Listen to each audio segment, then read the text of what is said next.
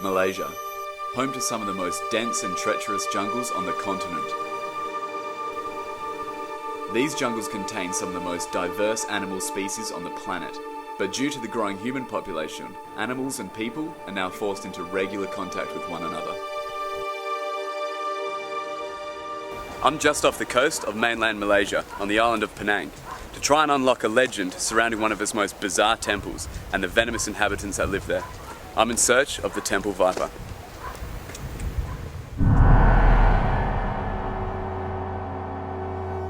On the outside, this place looks just like any other Chinese temple. But it's not until you get inside you realize exactly why it's called the Snake Temple.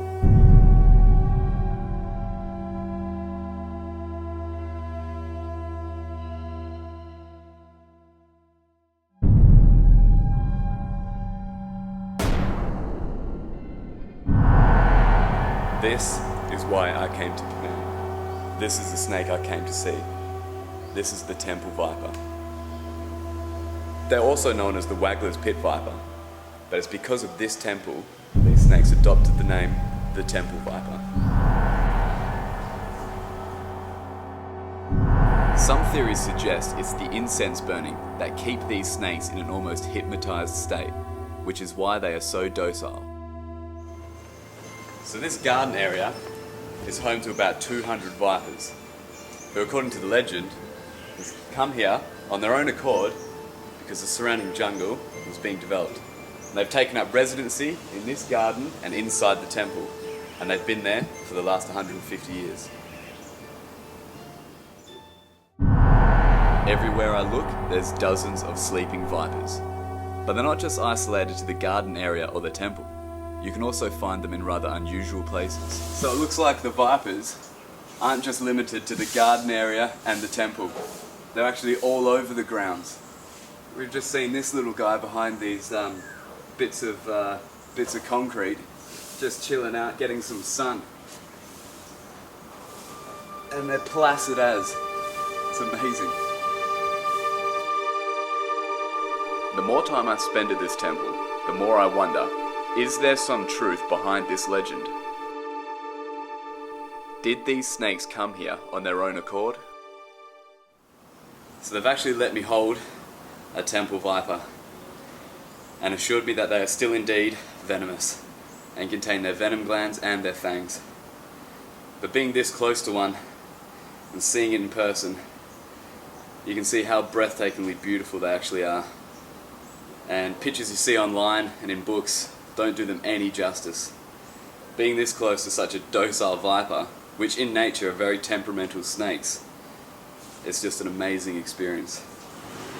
So it seems the population of viper in the temple are doing great. Now it's time for me to head into the jungle and see if I can find some of these vipers in the wild. I'm heading to the Penang National Park to try and find a wild temple viper.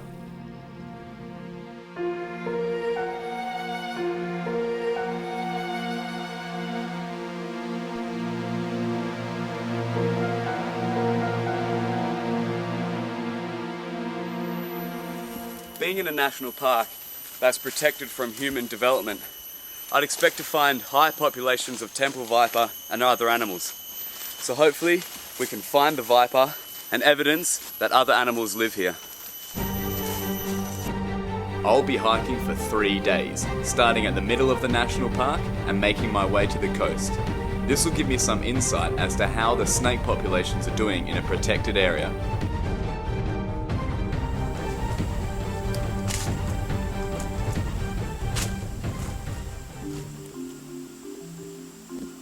I can hear running water down this cave.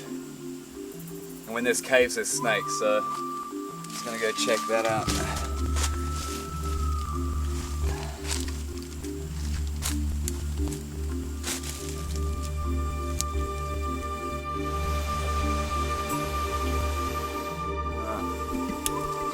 So it looks like the water is running in this direction, which means the mouth of the cave is just over this hill.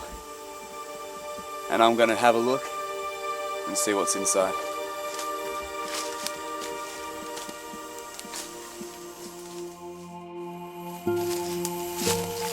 So the mouth of the cave is down there, and I need to somehow descend down this really steep hillside. So I'm going to give it a go.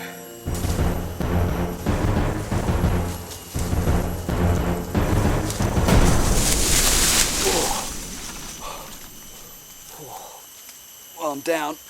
Oh, geez.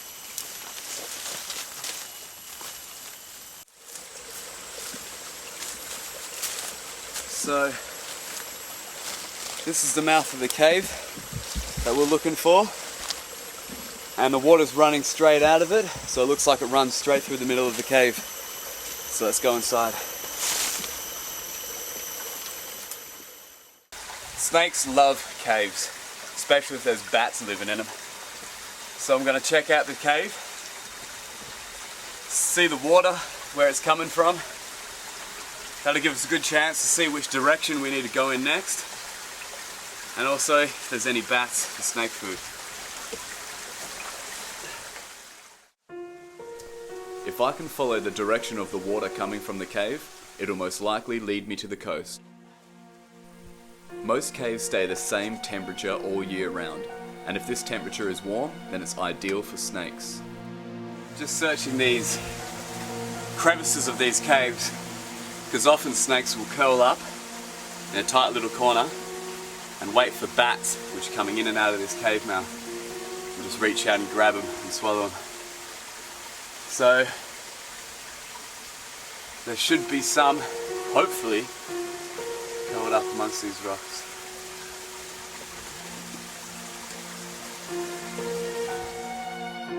Is that a snake? I think it's a branch. No, it's a branch.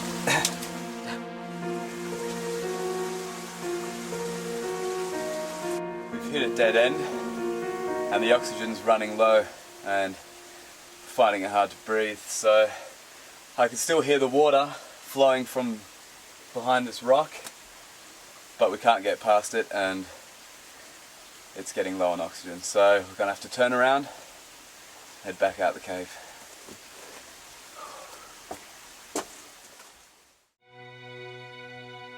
It's really beneficial searching at the top of a hill because you're eye level with the canopy, so you can see right through the top of the trees where the viper will most likely be. What most people don't realise is that a large percent of organisms actually live in the canopy, and they'll spend their entire lives in the trees without ever touching the ground, and this includes the temple viper.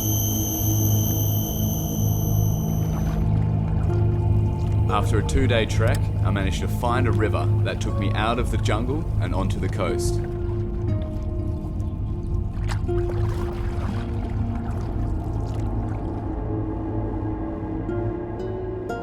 "90% of people live on the coast, and it wasn't long until I met some of the locals."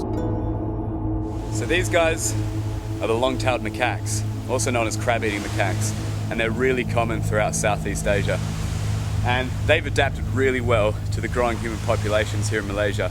If you look all around this place, there's junk, there's trash, there's shoes, there's sunglasses that they've stolen from people that have come to this national park. As I was just about to say, these monkeys are very territorial.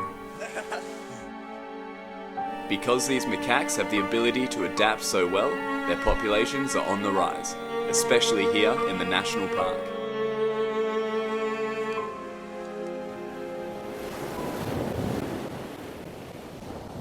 I've just come across some animal tracks, which can only be a large monitor lizard. And I can tell it's large because their footprints in the sand are about as big as my hand. And the drag prints from its tail are about this thick. So the tracks lead up into the mangroves, and we're going to follow the tracks and see what I can find. Hopefully a huge monitor lizard. So the tracks come all the way along here into the water and along the shallow bank of the water, all the way along here and into this mangrove just around the bend here. Water monitors will often comb the beach, looking for dead marine animals which have washed up on the shore. So following the tracks out the mangrove.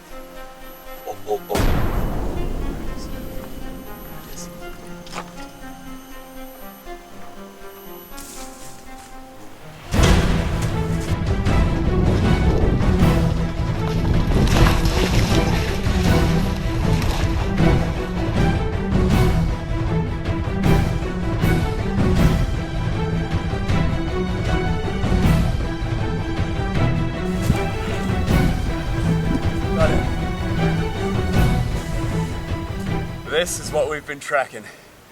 This is the water monitor, Varanus salvator, one of the biggest monitor lizards in the world. They're really common throughout Southeast Asia, and they get to about 2.5 meters long and very heavy. And they have massive talons and big serrated teeth, almost like a great white shark's. And that saliva is full of bacteria and full of what's recently been discovered as venom. They actually do contain venom glands. Our monitor lizards are very smart. They're probably the smartest of the reptiles as well. He's sort of settled down a bit. Thank you for that, mate. Let's let this big guy go, eh? Off you go, big guy.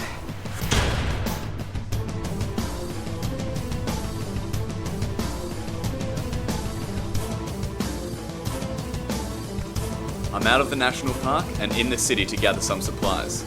From here, I'm going to continue my search in the more dense and untouched parts of the jungle.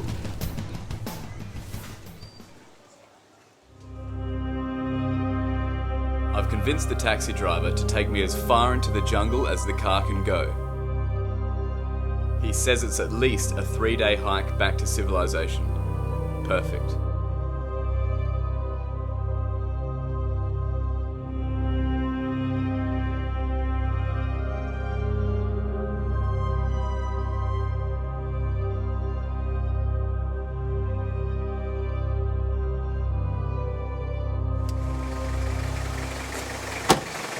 So this is as far as the taxi can take us into the jungle. Now it's all by foot from now on. So I'm going to head into the jungle and make our way back to civilization. I'm searching for vipers in untouched and unprotected wilderness. If I can find vipers in this jungle, then it may be possible that the jungle which used to surround the snake temple also contained populations of viper.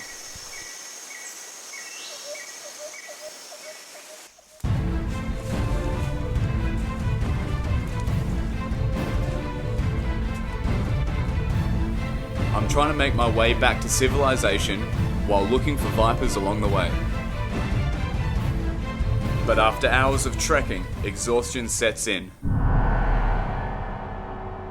Walking through the jungle is like walking through one big sauna. It could take you half a day just to walk 1 kilometer. It's still, there's no wind, and it's about 100% humidity. And it's absolutely exhausting.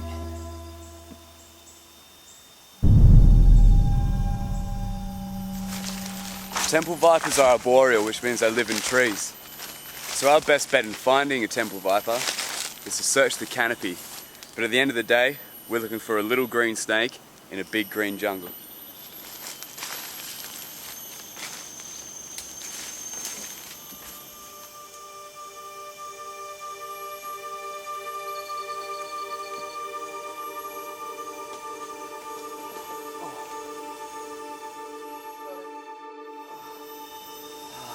Awesome. See what I said about animals living in treetops? This is another example of an arboreal animal. This dragon lizard would spend the majority of his life up in the treetops, eating off the insects that live in the trees. He'll occasionally come down to the floor and rummage amongst the leaf litter for some food, but the majority of its life will be up in the canopy. Beautiful lizard. And they've adapted so well to living in trees. I can already see just from holding him, he's changed colour. And they go a darker colour when they're upset. And he looks pretty upset, so we'll let him go.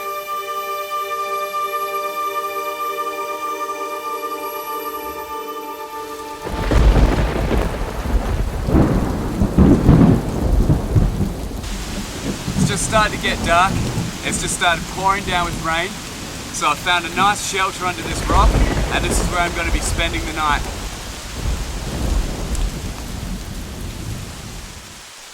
It had been raining all night, and by the time morning came, it was still pouring down. However, this gave me a chance to see some of the animals which come out during these rains.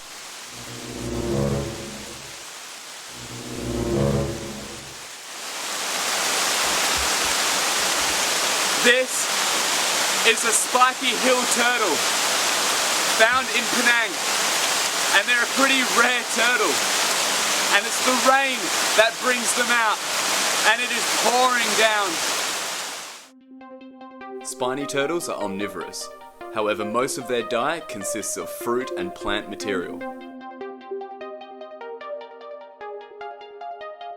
These are semi-aquatic turtles. However, most of their time is spent on land foraging for food.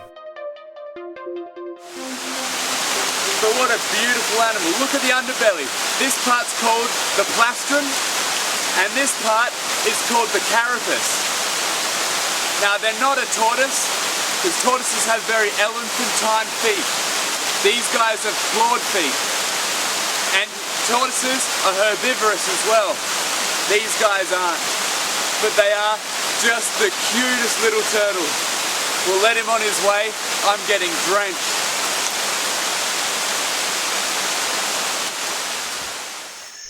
Now that the rain is cleared, I can start making some progress through the forest.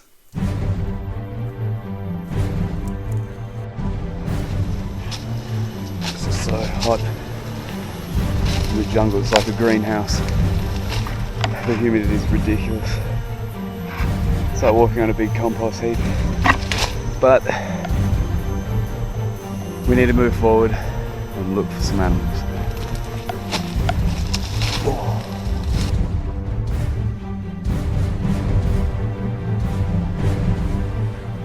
Most of the plants in this forest contain teeth, spikes, or something that can hurt you. You need to be prepared to bleed.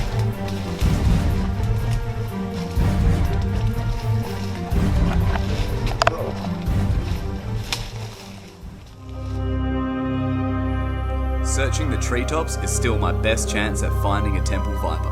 However, most of the trees in this jungle do not allow you to climb them, as there is not enough branches to get you high enough.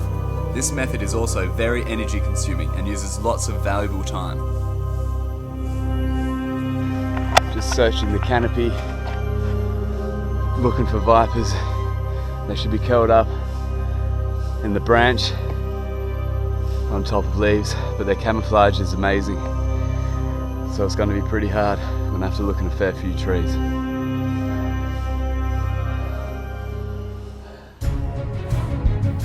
Climbing trees consumes too much time and effort, and I need to conserve all the energy I can, so I'm going to stick to searching from the ground.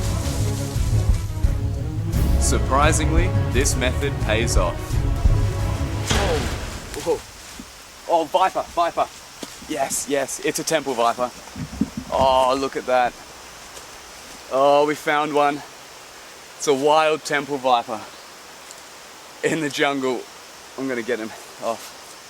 Out of this tree. Come on, mate.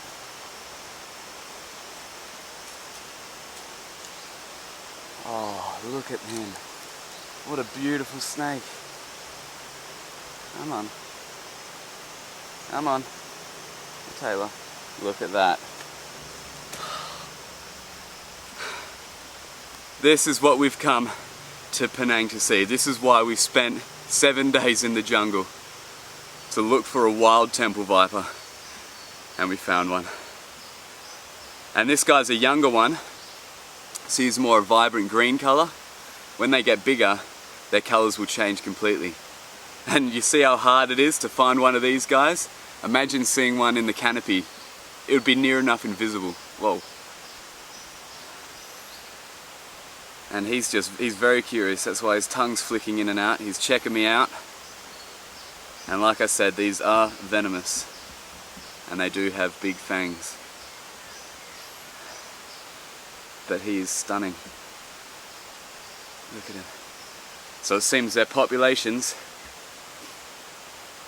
are doing all right. I mean, this is still the first snake, but considering how hard they are to see, I was only a couple of feet away from him when I saw him. I nearly put my hand on him. So, they are here, they are in the jungle, and they are an amazing snake.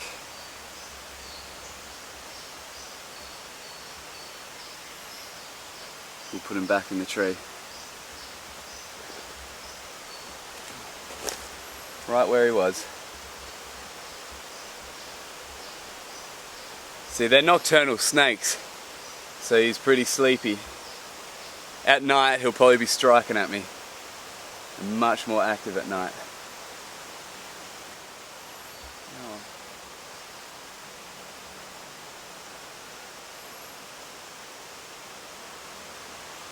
I'm absolutely stoked I managed to find a wild temple viper out in the jungles. But now, it's a 2-day hike back to civilization, and it's about to get dark. The sun's going down, so it's time for me to find somewhere to sleep for the night.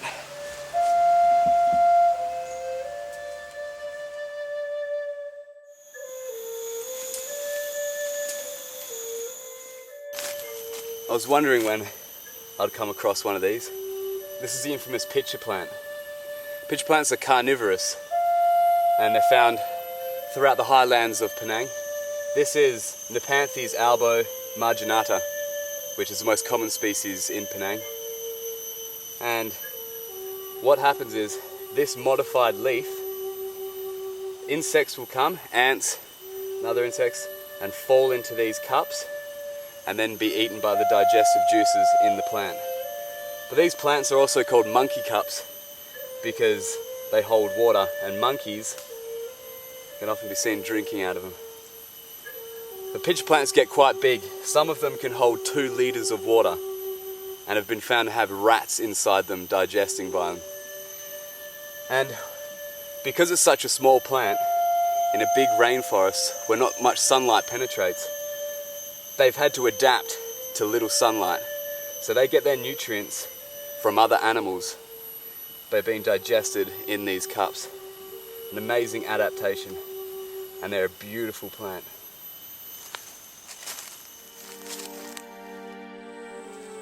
I only have about an hour of daytime left, and I need to find shelter fast. Finding somewhere to sleep at night will be near enough impossible.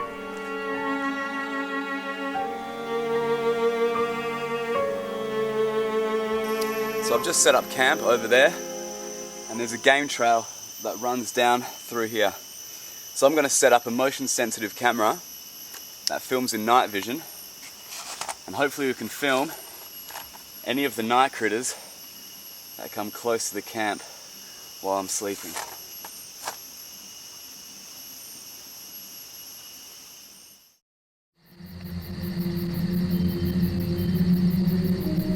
Temple vipers are predominantly nocturnal, so I decided to do some spotlighting around the camp.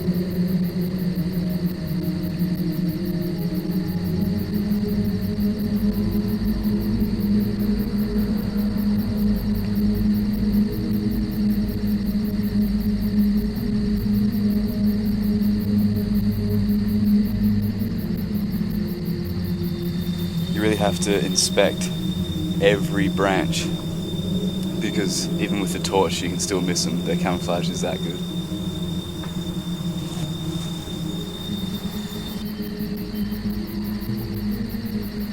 More than 3/4 of Malaysia's wildlife is nocturnal.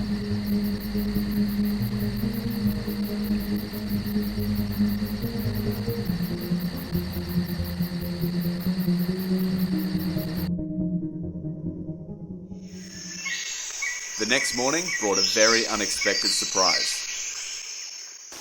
So I just woke up and checked the camera trap. We got nothing on the camera trap, but when I was coming back to get my bag, I noticed this guy sitting right outside the entrance of the cave where I was just sleeping. He must have been there all night, and I've walked straight past him. It's a baby temple viper. He's tiny. He's only maybe a week or 2 old, And look how different the markings are to the ones that are older. He's pretty much completely green with a few little strikes of red and white, which will fade the older he gets. But look at the camouflage. I've been at this cave for about 10 hours, sleeping, coming in and out, and I've walked straight past him each time. Look at how beautiful he is. Tiny little snake. Baby temple vipers will wiggle their tail as a lure to attract small lizards and frogs. Once the prey is lured into the snake's striking range, it can now take this opportunity to subdue and collect its meal.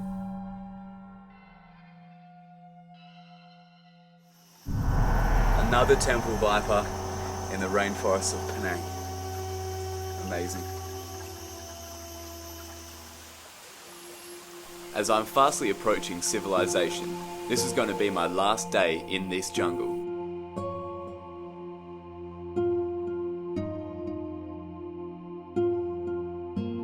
My goal was to find temple vipers in the wild, and I managed to find 2. However, I can't help but think back to the snake temple. My mission was to answer the question, why are these snakes here? It became clear after finding the vipers in the unprotected jungle instead of the national park. This jungle, although unprotected, was mostly untouched and unexplored, opposed to the national park, which was highly tainted by human interference.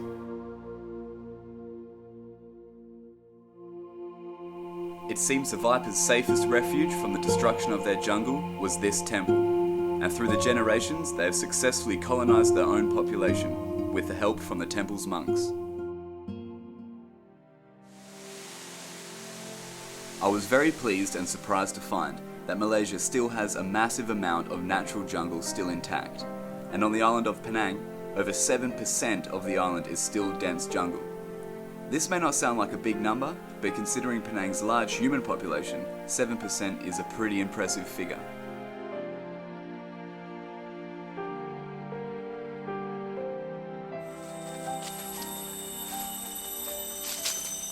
There's a path.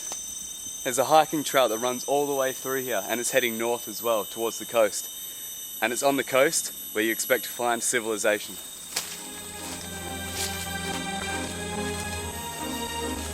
So it seems some of the legends of the Snake Temple are true, but there's also an air of mystery that still surrounds it. But one thing's for sure, it's the jungle of Penang. That's the real temple of the viper.